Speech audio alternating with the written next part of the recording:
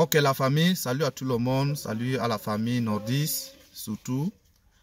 Aujourd'hui, je reviens pour vous faire cette petite vidéo en vous disant que je ne suis pas toujours là pour insulter ou dénigrer le travail des autres. On dit que chaque métier mérite son prix et on ne sous-estime aucun boulot. Nous tous, nous avons appris cela. Mais je suis en train de dire ceci, que nous pouvons être embauchés quelque part, faire de n'importe quoi, mais avoir un objectif.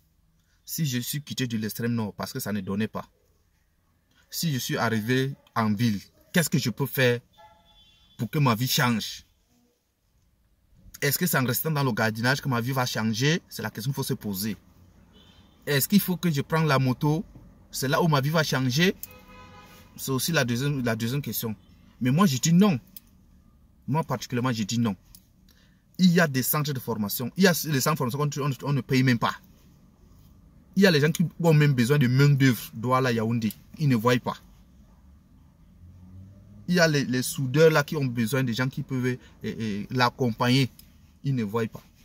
Donc, c'est pour dire que si tu arrives à Yaoundé ou à Douala, tu cherches où tu es fait former, ça ne va pas manquer. Ça ne va jamais manquer. Sachant que tu fais un petit job. Sachant que tu fais à la moto. Donc, payer une formation de 50 000 par an ne va pas te dépasser. C'est parce que aussi, vous aussi, quand vous arrivez, vous n'avez pas d'objectif. On ne vous oriente pas. On ne vous donne pas de conseils. Il faut tout copier chez le frère. Quand je dis le frère, le Bamleke, les Yaoundé, les Sissi, il y en a beaucoup de tribunes à la ville. Il faut copier. Quand on voit nos frères Bamleke, qu'est-ce qu'ils font? Quand nous voyons nos frères Bamoun, qui sont un peu liés à notre tradition, qu'est-ce qu'ils font? Seulement les deux là. Essayez de le voir comment eux ils font pour s'en sortir. Maintenant, je vais prendre un exemple simple. Toi, tu arrives en ville, tu pars travailler dans un dépôt de bois, un dépôt de bois. L'autre vient en ville, il part travailler dans une laverie. Et dans le dépôt de bois là où tu travailles, tu charges seulement de... Quand il y a vent, tu charges le bois dans la voiture. C'est quand il y a vent, on dit Moussa, viens, donne 5 planches là-bas. Tu donnes 5 planches, on met dans la voiture part. Au cours de la journée ou alors à la fin du mois, on te paye. Et ton frère qui travaille à la laverie, est-ce que tu sais qu'en un an, il peut apprendre à conduire? En un an, il apprend à conduire. Et si c'est quelqu'un qui est même trop sage, il va faire son permis. En un an.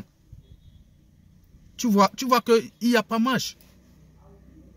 C'est pour ça qu'elle dit qu'aller tout chercher le travail là où vous pouvez apprendre un plus. Tu vois notre frère, il quitte l'extrême nord, il faisait la moto. Je connais plein comme ça, ici en ville. Comme moi, on a fait la moto même ensemble au village. Aujourd'hui, tu en à Douala, il est sur la moto. Je lui dis que mon frère, c'est comment? Qu'est-ce qui n'a pas marché? Est-ce que tu ne vois pas que tu es en train de perdre le temps en restant sur la moto aussi? Tu ne peux pas travailler la moto de lundi à dimanche. Cherche même 2 jours que tu vas aller apprendre un métier.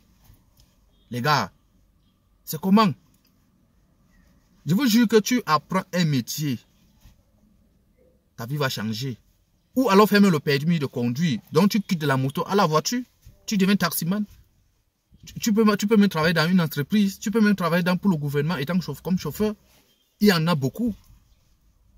Pourquoi tu restes là pour dire que non, moi je suis en train de salir l'image des nordistes. Je suis en train de faire ceci pour les nordistes. Non.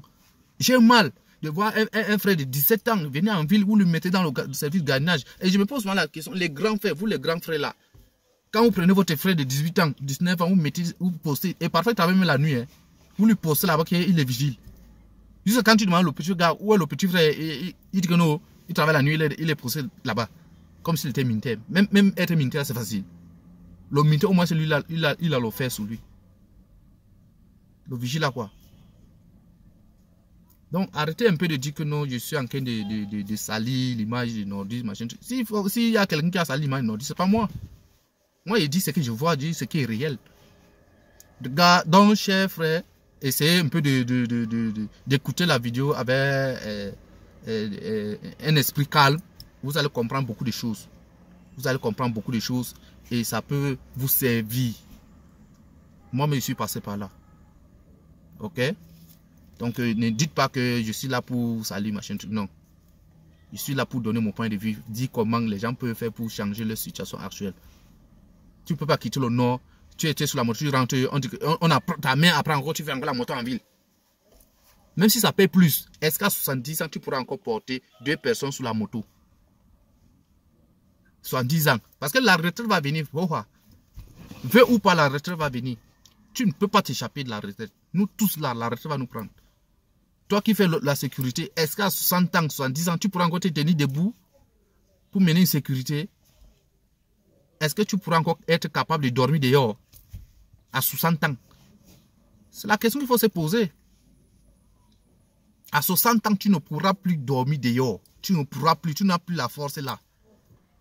Mais par contre, si tu as pris un métier, même étant sous le lit, que tu n'as même plus la force de sortir, même étant dans la chambre, dans ton lit d'hôpital ou c'est quoi là. On vient, on t'explique, on veut faire tel truc. Tu dis seulement que faites comme ça, faites comme ça, faites comme ça. Et les gars vont réussir.